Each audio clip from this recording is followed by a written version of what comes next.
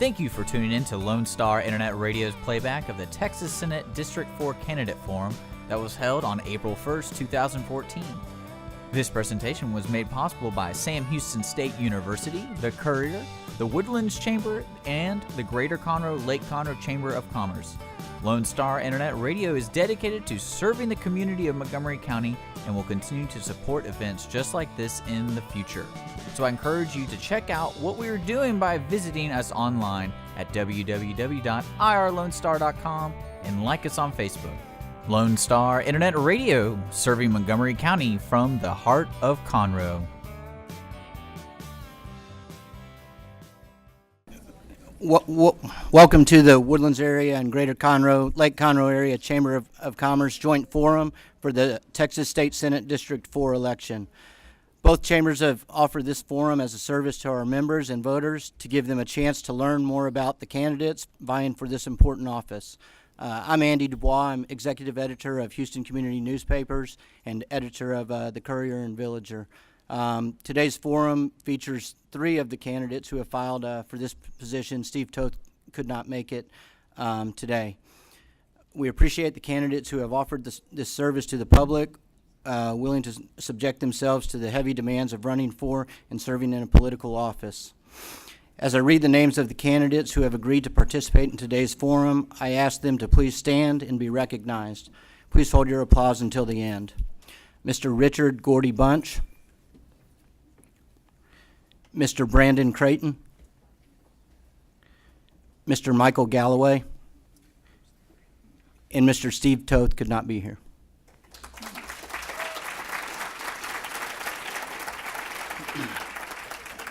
We also would like to recognize Dick Schisler with Lone Star Radio, who is broadcasting this live, and he will have the archived recording of this forum on his website, which can be found at www.irlonestar.com. Thanks, Dick, for all that you do for the Chamber and the community.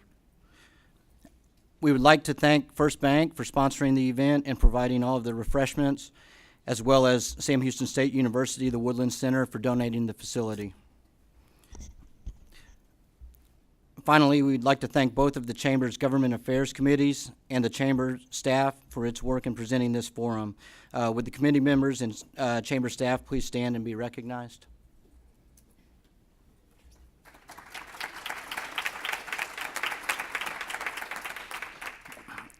Okay, it's time to begin. Each candidate will be given a 2-minute introduction for an opening statement. After that, we will present as many questions as possible, time permitting, with each candidate having 1 minute to answer the question.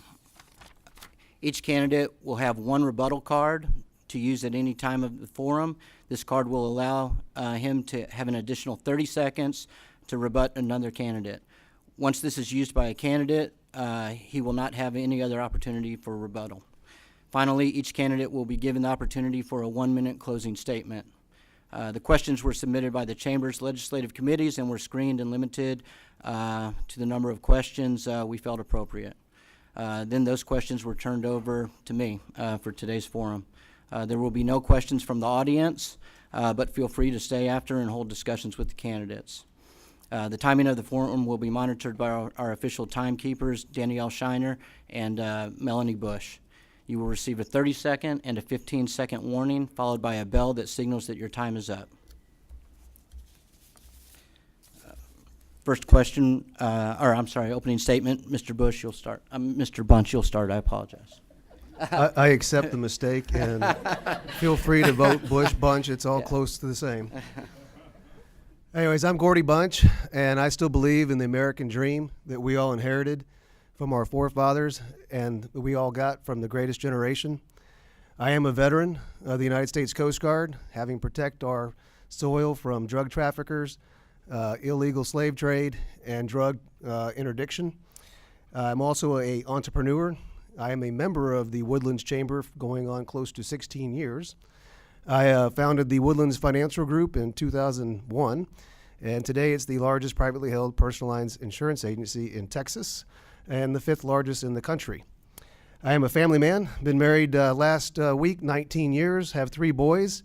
I'm also a current servant of the Woodlands Township where I'm the treasurer and the chairman of the Convention and Visitors Bureau.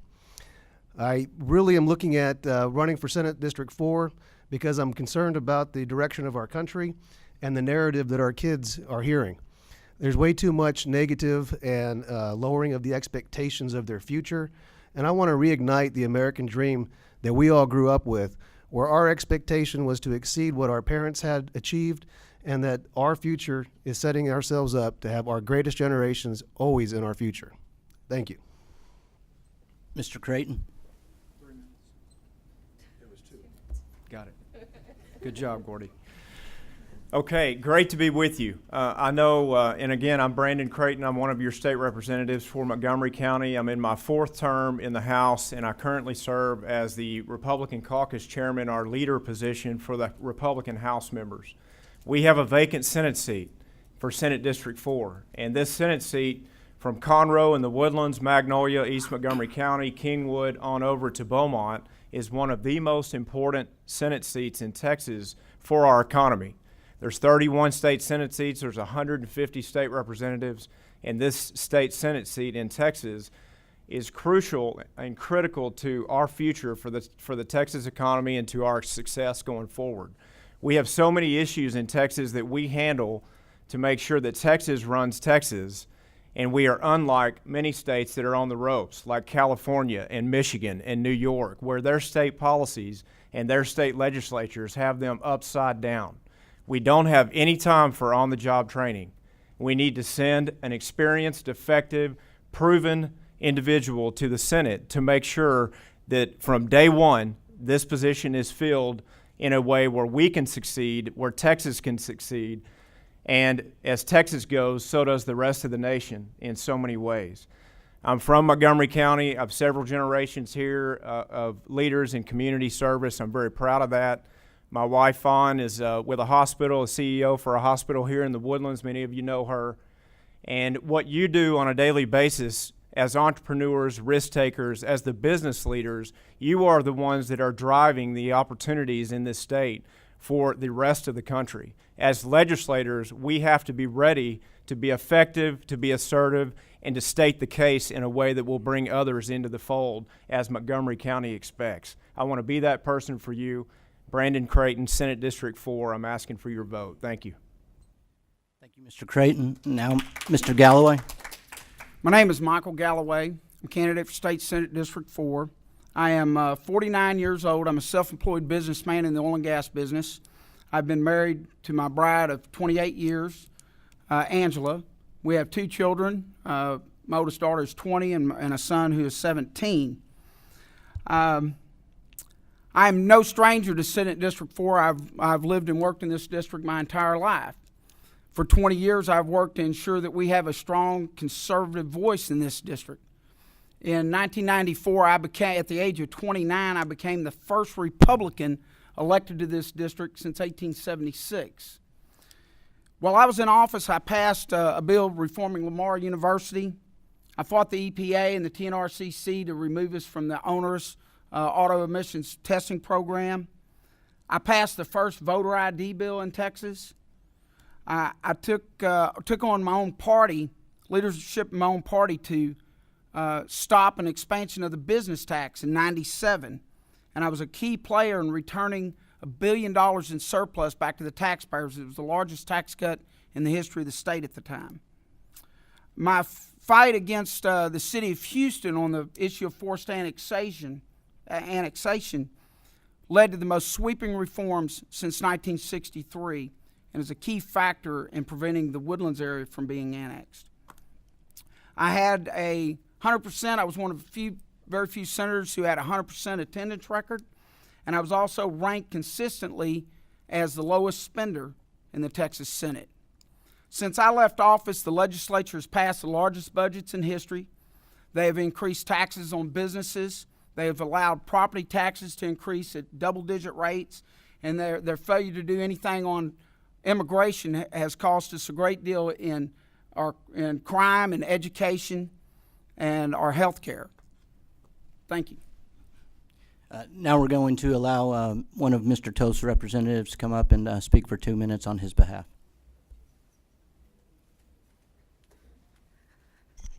Hi, I'm not Steve Toth.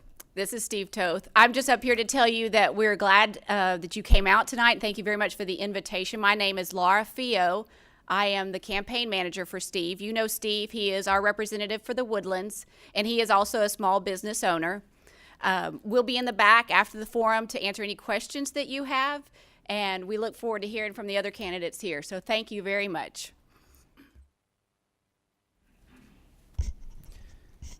Okay, first question will go to Mr. Creighton. Last legislative session, the man who you are trying to replace, Senator Tommy Williams, spearheaded the $197 billion two-year budget. Some critics say it was 26%, a 26% increase in spending, while supporters say it was an 11% decrease from the 2002-2003 budget, taking into account inflation and population growth. What is your take on the 2014-15 budget? Did you support it, and what changes in terms of spending and or taxpayer relief would you have made? And then how much time? 1 minute. Okay, in 1 minute, a question about the state budget is tremendous. It's the budget for the 12th largest economy in the world, almost $200 billion in revenue. We spent almost every bit of the money that we had coming in revenue, and we prioritized it, in my opinion, in many ways that were helpful, and in some ways, like roads and water, we still relied on the rainy day fund to accomplish those goals by referendum vote. Where you've already voted on the water vote, you will soon vote on the mobility vote. In my opinion, we spent too much money in the Texas budget. In the prior session, I was part of one of the largest budget-cutting task forces that we have had for the state appropriations effort since World War II, where we cut $16 billion and established a brand new baseline. This session, I felt like we increased the spending too much, and I voted no. And I was the caucus chairman. It was a tough vote. But increasing legislator pensions and decreasing border security was not what I felt like were the state's best priorities. Thank you, Mr. Creighton. Mr. Galloway? I do believe too much money was spent. The legislature has a habit of not saying no to new spending, and you'll get legislators claiming they're great stewards of the taxpayer dollar. But if you look, they never really cut the budget. And in 2003 and in 2011, there was claims that they balanced the budget and cut the budget. But the truth is there was a shortfall. In 2003, there was about a $10 billion shortfall. And in 2011, there was about a $15 billion shortfall. And they were required to balance the budget by the state constitution. They were required to. But the preceding sessions, they turned around and basically restored all that funding and ratcheted it back up. In a 10-year period, we have actually spent over $15 billion more than the rate of inflation and growth in population. Thank you. Thank you, Mr. Galloway. Mr. Bunch? Yes, I think as many government entities do, as they have revenue increases, they don't have restraint, and they end up spending it. And I agree that the prioritization of putting our infrastructure in front of the budget really needs to take place. I can speak to the budgets I've been involved with here in the township, where we also are a growing community and have growing revenues. Instead of spending those revenues, we've actually paid off debt early. We paid off $14.3 million in debt locally, saving $5 million in interest and $1.5 million a year in our budget. We also looked at our spending, and we actually were able to lower our spending on existing items. On one item, with my help, we saved $800,000 a year. And other things that we do is we've been able to lower our taxes. In the two budgets I've had an opportunity to participate in, we have lowered our property taxes in the Woodlands $3.10 per $100 value. We do it right locally, and I'd like to take that same concept down to Austin. Thank you. Thank you, Mr. Bunch. Next question is for Mr. Galloway. The Texas Medicaid program is ranked 50th out of 50 states as the worst paying Medicaid program. What is your stance on Medicaid expansion under the Affordable Care Act? If you do not support Medicaid expansion, considering hospitals only get paid 40 to 50% of their cost to care for Medicaid patients, who has the responsibility to care for the indigents of Texas, and should healthcare providers be the ones to carry the financial burden? I am not in favor of expansion under the Affordable Health Care Act. A lot of local government entities pick up part of that tab, and we all pick up that tab in the cost of our health care. And there's a lot of factors, obviously, that lead to our higher healthcare costs. One is there's very little aspect of the free market in the healthcare industry. When you get sick, you don't get out the yellow pages and go through and figure out who's the cheapest. You want to find out who's the best. But we have a lot of our healthcare costs that are absorbed in our emergency rooms, particularly because of illegal immigration. About 20% of our medical caseload is because of illegal immigration. Some 70% of all the babies born to our publicly funded hospitals are born to illegal aliens. And then those individuals are considered U.S. citizens and are eligible for welfare benefits. Thank you, Mr. Galloway. Mr. Bunch? Yeah, I was very pleased to see that we didn't take the hook into expanding Medicaid under the Affordable Care Act. That would have set us up to have long-term financial obligations that this state cannot afford. To me, the Affordable Care Act is still unconstitutional. I'm not agreeing with John Roberts. I think the 10th Amendment clearly states that this is a state issue, and I still don't understand the decision to force that here in Texas. The insurance companies do pick up some of the slack with subsidies. Part of the Affordable Care Act, there's a group policy surcharge that is going towards the exchanges that cover the known actuarial losses that are going to occur. This is a failed program. I hope we can get control of the U.S. Senate in this election and we can get this thing repealed so we don't have to have this question again in 2 years. So yes, I'm very much against the expansion of Medicaid in Texas. Thank you. Thank you, Mr. Bunch. Mr. Creighton? You know, the Medicaid problem in Texas is a national problem. Medicaid itself is the most unsustainable track of Obamacare for the states. Billions and billions of dollars that will not be paid to the state of Texas, even though a couple of years worth of money is promised. It's like a friend that you have that's broke and busted, flat busted, but promising you to deliver on things that you're going to just say, I hope it comes through. And you put your family's health care at risk based on that promise. There's no way it's going to happen. So we have to make sure that we take action and it's not just rhetoric. This session, I was given the credit by redstate.com and Texas Monthly, which never agree, to be the person that blocked Medicaid expansion in Texas under Obamacare. I'm very proud of that. I led the Republican caucus on that effort, and many states were taking notes as legislatures from Florida and many other states were calling and asking daily, what is the update? And it was something that we had to take a line in the sand on, and I was proud to lead the effort. Okay. That question was pretty long. I think that we've established that none of the candidates supports the Affordable Care Act. However, Mr. Bunch, we'll start with you. Since you do not support Medicaid expansion, considering the hospitals only get paid 40 to 50% of their cost of care for Medicaid patients, who has the responsibility to care for the indigents of Texas, and should healthcare providers be the ones to carry the financial burden?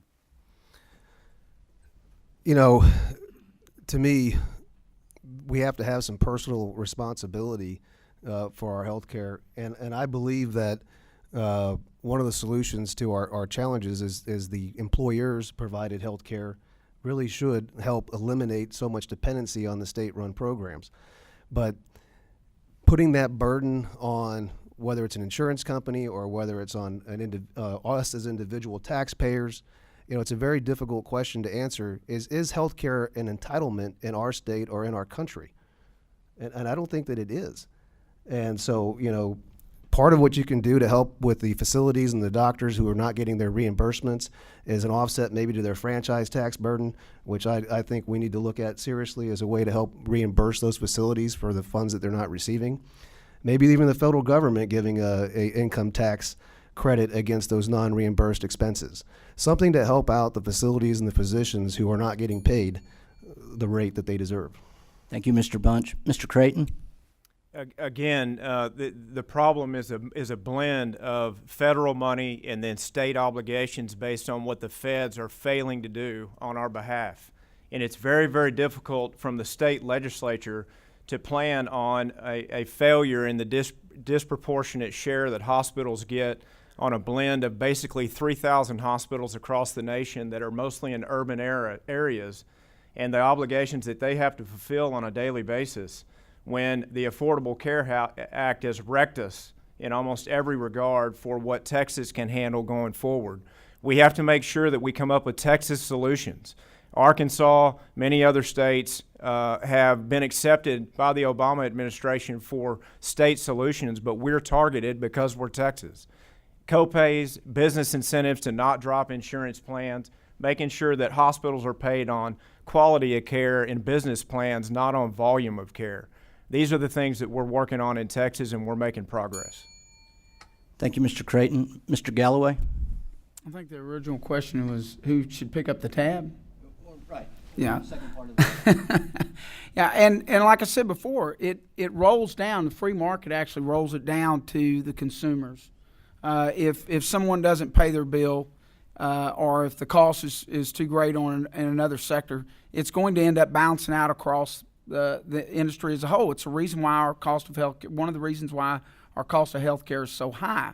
And I'll point back to a major factor in that is the amount of illegal immigration that we have in the state of Texas that we're required to provide health care for. And, you know, as a Christian, I believe in providing life-saving health care to people. But they shouldn't be here to begin with, and they are taxing our system at tremendous rates. Thank you, Mr. Galloway. Okay, we'll start with Mr. Creighton with the next question. Texas has had great success in attracting new companies and jobs to our state. With a new governor being elected, there is speculation regarding what will happen with some of the economic development tools the state uses, including the Skills Development Fund to support job training and the Enterprise Fund, the state's deal closing fund. Do you support the use of such inducements, and what changes, if any, would you make to those programs? In the time that I've been in office, I've been able to help Governor Perry in many ways on recruitment of businesses to Texas. And if there's one thing that Rick Perry has done and done well, it has been featuring Texas as the job creation engine of North America, and we maintain that status. As over the past 12 months, we've created over half of the nation's private sector jobs, and we continue to recruit businesses in healthy ways to make sure that if they're coming here with incentives from the state, that there are safeguards in place to protect public taxpayer money while those jobs are created. So I do support the Enterprise Fund and the Emerging Technology Fund. I think we need to consistently look for ways to make sure that the public is safeguarded with the use of that money. But when Seguin moves from California to Texas and brings 3,500 jobs, and many companies follow suit, 150 alone last year just from that state, we're on the right track. Thank you, Mr. Creighton. Mr. Galloway? I'm not in favor of the government subsidizing or giving incentives to business at all. I view it as a corporate welfare. The economy in the state of Texas is doing well because of one thing, really, the major factor, and that's $100 oil. And the legislature in Texas has, no control over the world market of oil. But that is the engine that is driving the economy in this state. It is the reason why we had surpluses in the last legislative session. And I'm just opposed to the government monkeying with the free market. Thank you, Mr. Galloway. Mr. Bunch? Yes, we deal with economic development and incentives here locally. ExxonMobil, 10,000 jobs, average pay $127,000 a year. Just last week, we worked with Costco to relocate a new office here in the Woodlands, not too far from here. $130 million in annual sales, $30 million property tax structure. These are good economic decisions for the local governments to make, and we need our state partnering with us to create economic development zones, especially in areas that are suffering with economic growth. In this Senate district, the Woodlands area is very fortunate. On the east side of our district, they have 16% unemployment. We don't have those issues here. They need help there, and we need all the tools in the toolkit to make sure that we can help revitalize the entire Senate district, not just us locally. The increased revenue we get from the businesses that relocate here lowers your property taxes. I support anything that lowers taxes. Thank you. Thank you, Mr. Bunch. Next question, we'll start with Mr. Galloway. The Texas legislature is charged with helping fund the public education system and ensuring that our children are properly educated and prepared for the future through those public schools. What are your views on voucher systems that divert state money to private and charter schools? Is that good or bad for the overall education system in Texas? And would you shift any more financial responsibility to the local level? If so, how? No, I would not shift it to the local level. In fact, I think just the opposite of that. I'm very much opposed to property taxes as a way of funding our education system. State Constitution requires that the state provide an efficient means of educating our children. I do not believe we provide an efficient means. I think that a voucher system or a large pilot project is well overdue to see if this will actually work and improve our education system. I would propose actually, we have a district in this district over in Beaumont that has seen quite a bit of trouble. And I think that'd be a good place to start, to give the voters there the option to go in with a full-blown voucher system. And let's try it once and for all and end this debate and see if it actually works.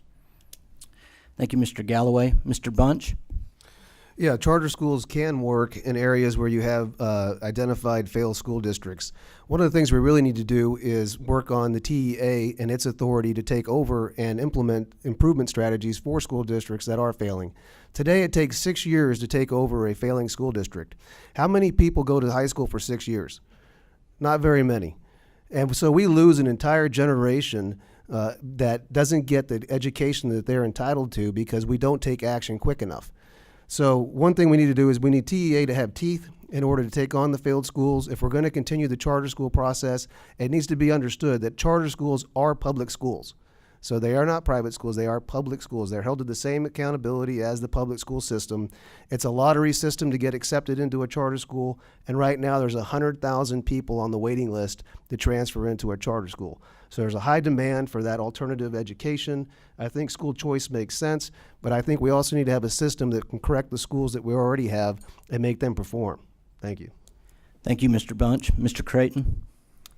I think that, we're in a school finance litigation process right now. It's been a 40-year soap opera. It's because we will not allow a state income tax, and we shouldn't. Texans are firmly against that. At the same time, we're over-reliant on property taxes, and we have been for years and years. Many times politicians, are in the same category. They all want to go to heaven, but none of them want to die. So when we're against property taxes, we have to be for something. If that means, an option to raise taxes, then what is that? But we have to make sure that if we're going to fund the public school system, which is crucial to our economy, and our economy is not reliant only on oil. It's very diversified. That was why we were the last to know and the last to recover in the recession of the 80s, is because we were significantly only oil-based. But I strongly support getting our school finance situation and litigation situation resolved. I would be in that situation as long as we know public schools are protected for school vouchers. Thank you, Mr. Creighton. Mr. Bunch, we'll start with you with the next question. In November, Texas voters will vote on a constitutional amendment that would divert $1.2 billion a year in oil and gas taxes paid by drilling companies from the Economic Stabilization Fund, better known as the Rainy Day Fund, and put it toward transportation funding. Do you support the measure, and what else can be done to adequately fund statewide transportation projects to meet the needs associated with the growth in Texas? First of all, I do think that we are way underfunded when it comes to our dedicated funds for TxDOT. There is already in existence a 20 cents per gallon tax that goes to the state, but it's being diverted. 25% of that fund is diverted to other general fund purposes. So the first thing we should be doing is reinstating the dedicated funds that were already there to work on the roads. As far as tapping into the Rainy Day Fund for transportation, there's something like $50 billion of need for transportation projects throughout the entire state, and we're just scratching at the surface. If we're going to have the doubling of our population over the next 30, 40 years, we're going to have to work on our infrastructure. And I really think this should have been done in the regular budgetary process because we are running surpluses this year, and we'll be coming into the session next year with a surplus. So if we have more than $1.2 billion in surplus, identified, why are we not putting it into the front end of the budget and putting it into the budget instead of tapping into the fund? So that would be my suggestion, is that we end the diversions and use the money that's coming in. Thank you, Mr. Bunch. Mr. Creighton? There's so much debate over how to use the rainy day fund. The rainy day fund is our state savings account. And constitutionally, there's a certain amount of money that can even be kept in that account overall. So originally, through legislative intent, we find that using that account for one-time infrastructure improvements like roads and water was what the intention of the account would have been originally when it was set up. And also, Texans don't expect the state legislature to hoard cash when we have it on hand. We don't have a way to refund it, because other states have systems like state income taxes where they would do so. We don't believe in that. So I led an effort during the state budget debate to reduce the size of the overall budget by 2% to make sure that money was there to fund water and make sure that infrastructure payments could be handled without the rainy day fund. We have to keep the rainy day fund solvent and healthy, because that is directly tied to S&P and Moody's protecting our credit rating for Texas. Thank you, Mr. Creighton. Mr. Galloway? I concur very much with what Representative Creighton said. You know, it is really about controlling state spending, and I did a similar measure when I was in the Senate to make a 5% cut across the board in the state budget, and then we would take 3% of that and put it back in to where we may have cut too deep, and give us a net cut of 2% across the board. Like I stated earlier, if you go back in the last 10 years, we have some $15 billion or more that we have spent over and above the rate of inflation and the growth in population.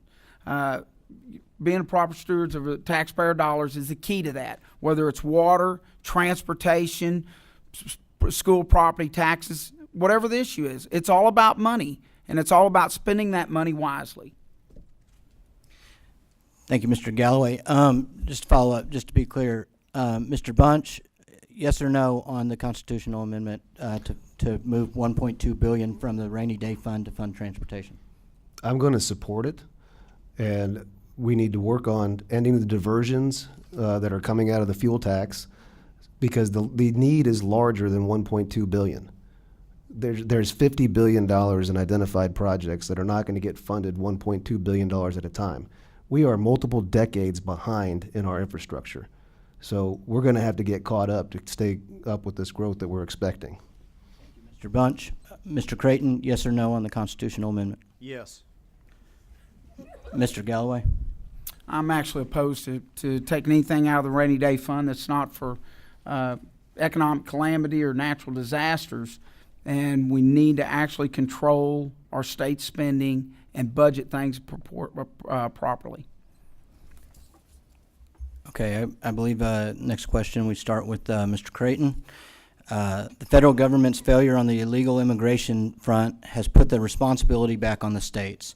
What are your solutions to securing our borders in Texas, and how would you handle the illegal immigration population already here? You know, 86% of Texans, regardless of party, support border security and obviously securing our border. It's directly tied to our state security. It's directly tied to our national security. You have states like Texas, Arizona, and California struggling with this tremendously because the federal government has very few constitutional duties that it's supposed to uphold, and that's one of them. And it's been an abject failure for years and years in that regard.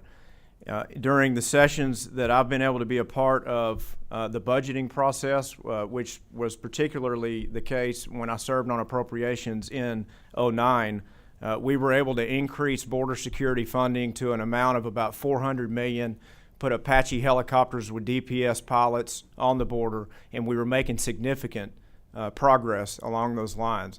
That funding was cut this past session in the appropriations process. That's why I was a no on the budget. Thank you, Mr. Creighton. Mr. Galloway? Well, first of all, it doesn't matter what we do on the border. If we do not enforce our immigration laws within the interior, we're never going to keep people out. Because if you get 70 miles in across the border, you're home free. I mean, just look around you. Everybody here sees it every single day, and we do nothing about it. We have to end the sanctuary cities in this state. We have to require enforcement of our immigration laws at all levels. We take an oath, no matter what office you're in, to protect and defend the Constitution and the laws of the state and the United States. In addition to that, I would propose a civil border guard that would be state-sanctioned, well-regulated, and self-funded by volunteers in the state of Texas, much in the spirit of the Texas Rangers were originally found. They supplied their own horse, their own pack, their own gun. They went out there, they may have got paid or maybe not. But they went out and defended the frontier and defended the border against bandits. Thank you. Thank you, Mr. Galloway. Mr. Bunch? Okay, just so we're clear, the border is 700 plus miles long. That does not include the coastline. The Coast Guard is charged with protecting the coast from immigration. The Coast Guard's budget was just cut 25% 3 weeks ago. So our federal government is not going to do the right thing. The issue is not just illegal immigration, it's drug trafficking, slave trade, and terrorism. Our borders are not a single issue. We need to work with our DPS, our county sheriffs, the constables, and the Texas National Guard where we can. And our federal government needs to step up, create a guest worker program for those jobs that are here that we're employing, and we need to tax them. We need to make sure that their employers provide them health benefits. That'll address some of the Medicaid strain in the hospitals and the ER rooms, and that'll track them. We have guest worker programs for nannies, for engineers, and for doctors. Why don't we have it for construction workers and migrant laborers? I think that would address this issue in a multifaceted solution. Thank you, Mr. Bunch. Next question, we'll start with you, Mr. Galloway. How does experience in Austin compare with private business experience regarding your ability to be an effective advocate on behalf of Senate District 4? How does it compare? I mean, they're both very important, I believe. I've got 30 years of experience in the business and in an industry that is probably the most regulated and most heavily taxed in the state of Texas. I have a very close understanding of what government does to business and individuals. I also have experience in the Senate. I've served as Vice Chairman of the Intergovernmental Relations Committee. I've served on State Affairs, Education, on special committees on emissions and annexation. So I believe it's very important. Thank you, Mr. Galloway. Mr. Bunch? Can you repeat the question? Yes. How does experience in Austin, serving in the state legislature, compare with private business experience regarding your ability to be an effective advocate on behalf of Senate District 4? Just so we're clear, the people you're representing are not in Austin. The people that we're representing are in Senate District 4. And being in business, I have clients. And we all know who the boss is in business. It's your clients. And in legislature, it's your constituents. So I have offices in 21 offices throughout Senate District 4 and 60,000 clients that I currently serve. If you have a business, you have insurance. If you have a car or a home, you have insurance. So I have a deep relationship with things that are touching every constituent every day. Having built a business from scratch, starting off with $10,000 and building it into a near $1 billion organization, I understand how some of the rules and regulations that are being imposed on us by our local government, by our state government, and by our federal government impede business growth. I think if we had more business people in Austin, we wouldn't have so many ridiculous rules and regulations that stunt growth, and we wouldn't have a franchise tax that is an income tax in Texas to me. Thank you, Mr. Bunch. Mr. Creighton? Yes, the question is the importance of combining experience in Austin with business experience. And I would contend and state the case to you that I'm asking for your vote in this very important vacancy for your state Senate seat, because I can bring both to the table immediately when I'm sworn in as your next state senator for District 4. We've got successful business people up here. We've got conservative candidates up here. Check, check. We've got the box, in all categories that we need as far as opportunities. Where we need to look are the distinctions and making sure that we have someone that can step into that Senate seat that can navigate the halls of Austin and all the chaos that it brings, and the parliamentary procedures and rules that it took me 3 sessions to figure out how to not get my head knocked off. We have to send somebody over there that can perform for Montgomery County, voice your concerns, stand for your values, and make sure that that person delivers on your behalf. Thank you, Mr. Creighton. Sure. If that was the case, Washington, D.C. would be a well-oiled machine. Experience in the legislature and experience in government is not what drives this country. It's the small business job creators and the local government that's closest to the issues that really drives home how we build our state and how we build our nation. I have served locally, and I have lowered taxes, I have paid off debt, and I have set sinking funds to pay off the next callable debt. I have a government experience as well as business. Thank you. Thank you, Mr. Bunch. Mr. Galloway, you'd like to use your rebuttal too? Sure, I might as well jump in here on it. Because I agree with both of them gentlemen completely. Like I said, I've been self-employed since I was 16 years old. I haven't pulled a W-2 since I was 15.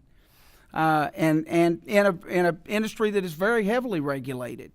And I have served in the legislature, not recently, but I've served in the legislature. I understand the process. And, I've got the grit and determination to go up there and represent you. I'm running for office because I am tired of the patronizing rhetoric that we keep getting. Thank you. Thank you, Mr. Galloway. Okay, Mr. Bunch, we'll start with you with the next question.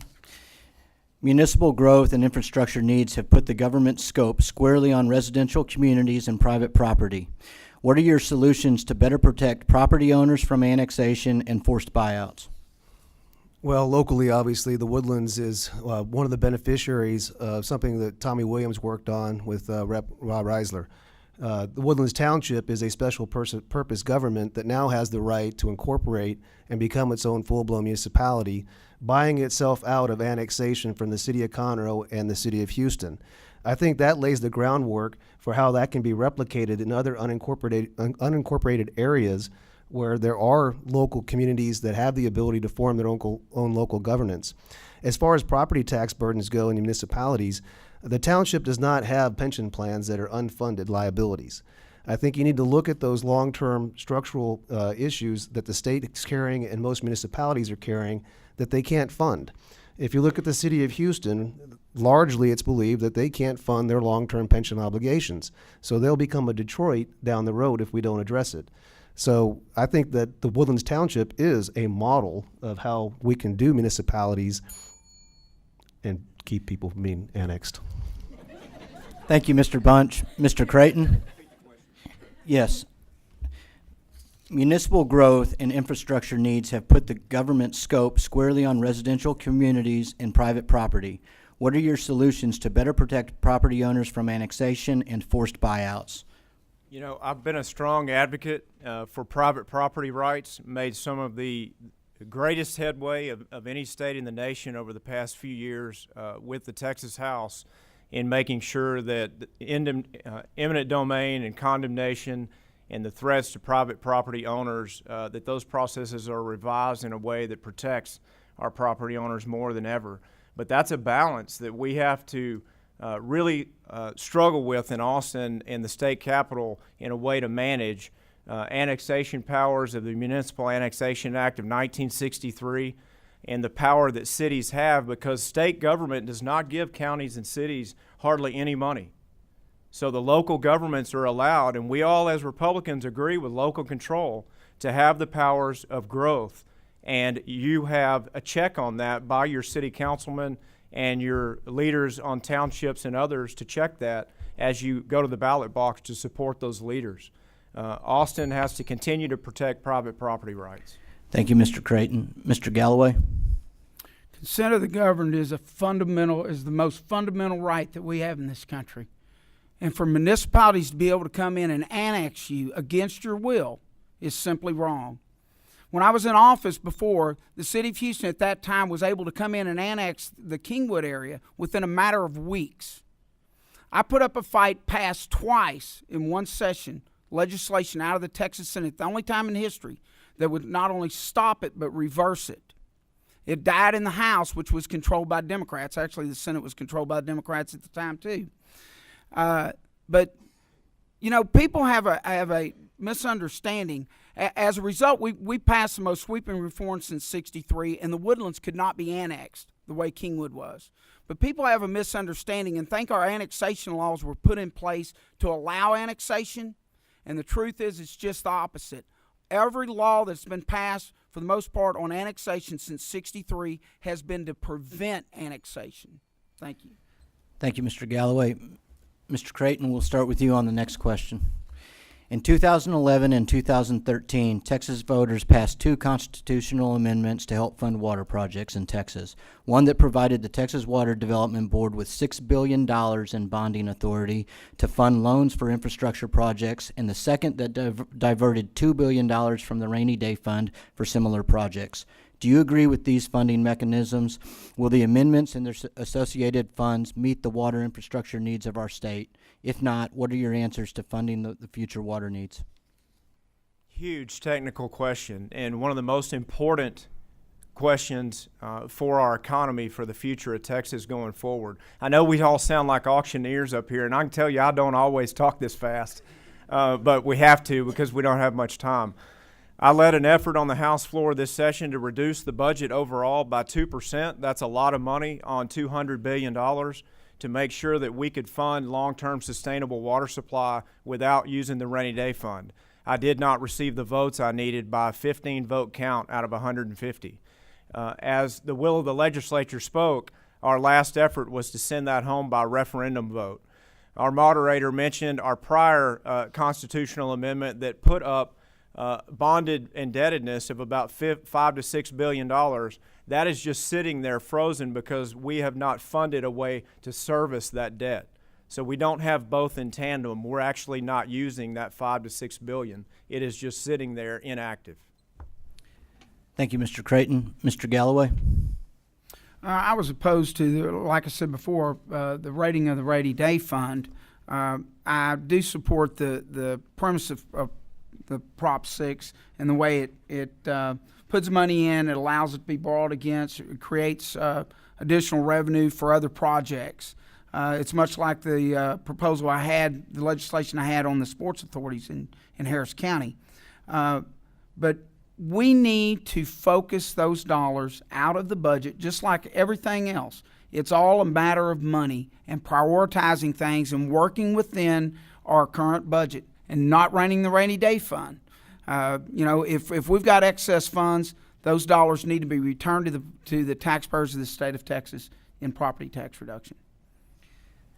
Thank you, Mr. Galloway. Mr. Bunch? The 2011 $6 billion did not include a mechanism for interim financing. So if you have to start paying interest, you can't start your projects because you don't have the revenue flowing.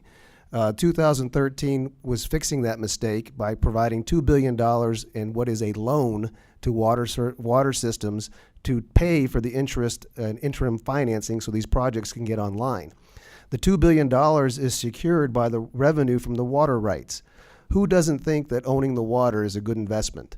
If I could own all the water in Texas, I would be the richest person on stage. So that $2 billion is a good investment. We're going to get paid back with interest. Do you know what our tax pool fund is paying us right now in interest on our deposits? 0.03.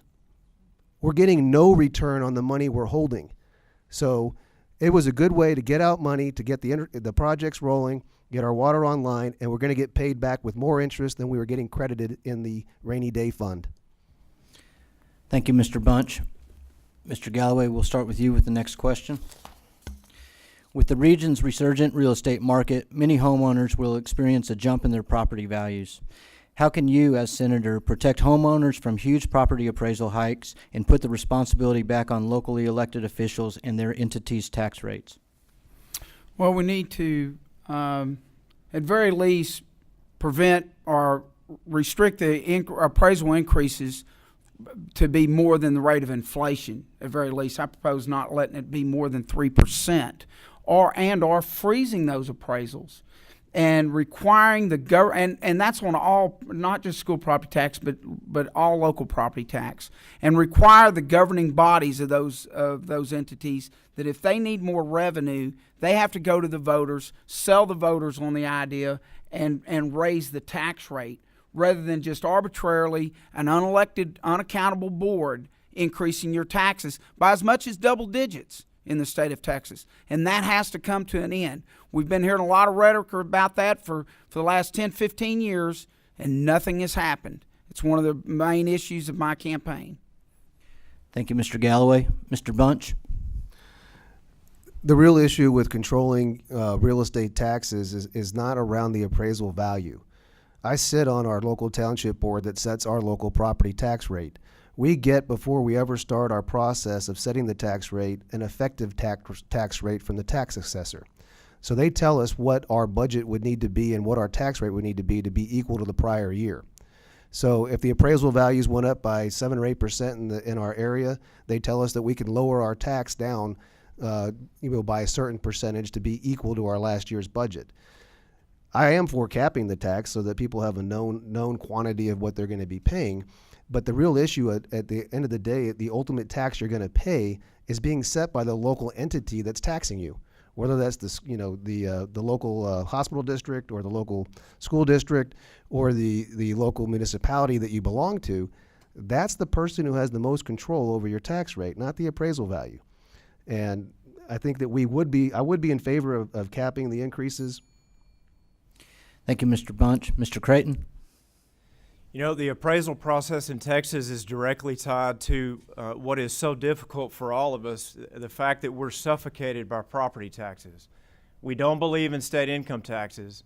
If we abolished property taxes, our state consumption tax, our sales tax, would be 21% on all items without exemptions. So we have a property tax in Texas that supports our school funding and also supports a majority of our revenue coming in to the state. I've carried several bills each session to try to reduce our appraisal cap down from 10% to 3% or 5%. And the problem is there's about 15 counties in Texas that experience fast-track compounded growth like we do: Montgomery, Collin, Fort Bend, Denton, Williamson, on and on. But the rest of the counties in the state are against it because their growth is either stagnant or regressing. So we have our work cut out for us on that. I think appraisal review board members should be elected. Thank you, Mr. Creighton. Mr. Bunch, next question for you.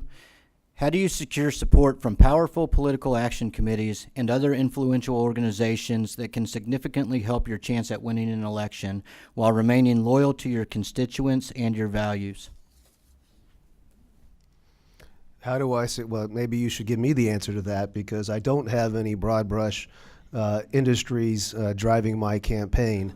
So repeat the question. I'm trying to make sure I understand what you're asking me. How do you secure support from powerful political action committees and other influential organizations that can significantly help your chance at winning an election while remaining loyal to your constituents and your values? And fortunately, I'm not running for office, so I don't have to worry about that. Yeah, the thrust of my campaign is being who I am. The only thing I can do is go out and represent what I want to accomplish for our state and hope that there's those PACs out there that will join me and have shared values. So I'm a limited government, constitutionalist, lower tax, free market enterprise individual who has built his own companies from scratch, who is serving locally, and who has actually paid off debt, who's actually lowered taxes, and who's actually cut spending. If I can't get support from those groups, if they don't share our values, I'm not going to change my principles and my values just to secure a check.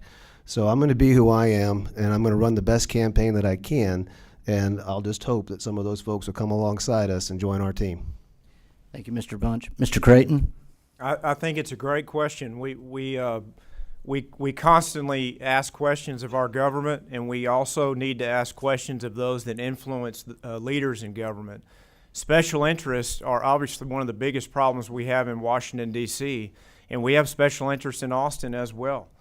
Having the support of certain PACs or interest groups that represent real estate or represent insurance or represent the oil and gas industry or represent other sectors of our economy is important, because that support shows from a broad-based consensus who can get problems solved and who can deliver results. We have to make sure that who we hire for this Senate seat is someone that has a broad-based consensus support, and make sure that that person is proven and effective to accomplish goals, like blocking Medicaid expansion, like passing significant reforms for tort reform that affect all of our businesses, like standing up for states' rights and passing the state sovereignty resolution and standing up for Texas. Thank you, Mr. Creighton. Mr. Galloway? Well, I've never been a darling of the lobby or the media. No offense, Andy, but you know, I've been outspent in every race I've ever run. When I defeated the most powerful, arguably the most powerful Democrat in the state of Texas in a 60% Democrat district, I did it being outspent. I don't know, 40 to 1 or something. I spent about 50,000, and he must have spent 800,000. It's it's retail politics. We don't need lobby money. You don't need lobby money to run an effective campaign if you're willing to get out there and work and talk to the voters. But you want to solve the influence of the lobby. Let's put term limits in place. It's entrenched politicians that are the problem. Thank you, Mr. Galloway. Now it's time for closing statements. Mr. Creighton, we'll start with you. You have 1 minute for closing. What we have before us is a choice to be effective in Austin, to make sure that Montgomery County and Southeast Texas is heard loud and proud, and to make sure that when you hire for a job, you're hiring based on experience and what's proven.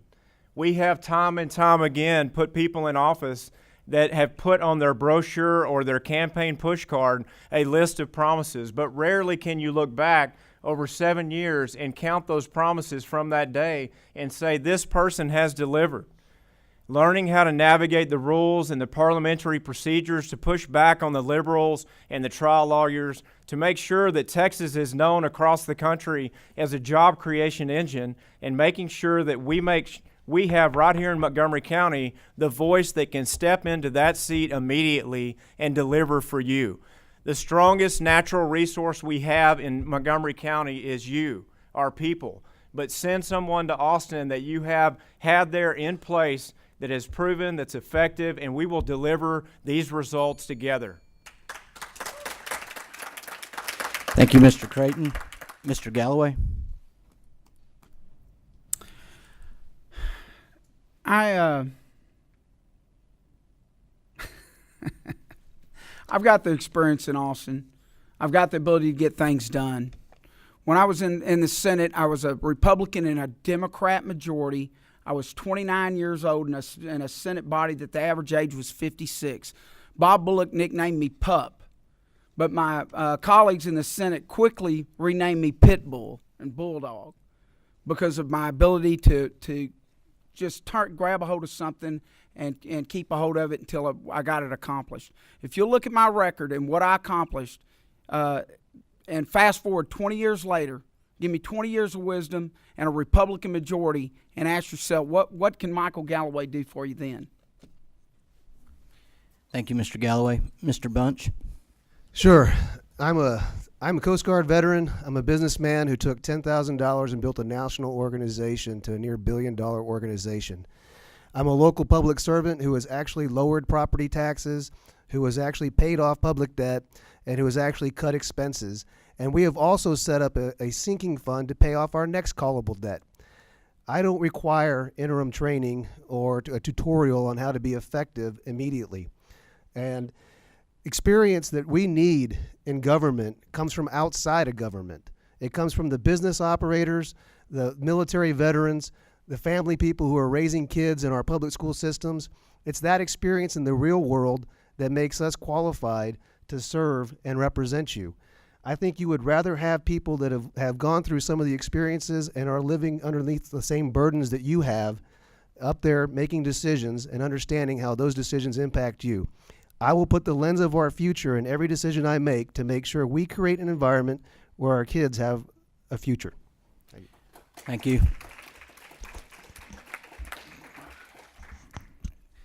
Special thanks to Sam Houston State University for hosting, First Bank for our refreshments, Lone Star Internet Radio, the legislative committees from both chambers in both the Woodlands area and the Greater Conroe, Lake Conroe area chambers of commerce for hosting this, as well as thank you to all y'all for coming and attending. This is certainly an important race for all of us.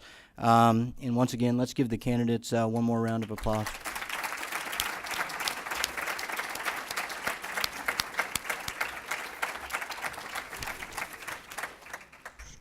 Let's give a quick round of applause for our fabulous moderator, Andy Dubois, as well.